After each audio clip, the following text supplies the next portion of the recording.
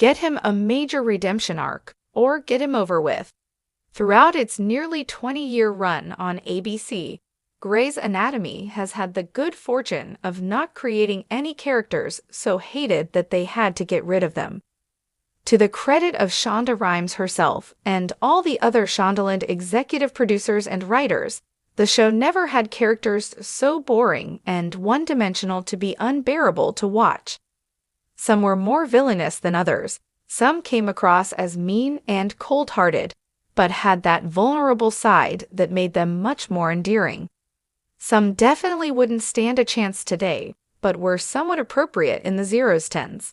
However, there was never anyone who annoyed the audience so much that they were ready to demand his departure, not until season 19 premiered.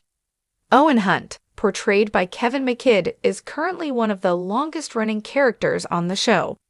He made his first appearance in season 5 of the series and remained a regular for another 15 years, making it to the very end of season 19.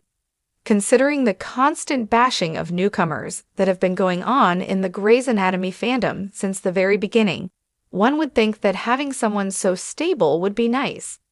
But there is one detail about Owen Hunt that really pisses the viewers off. For all these 15 years, he had no character development at all.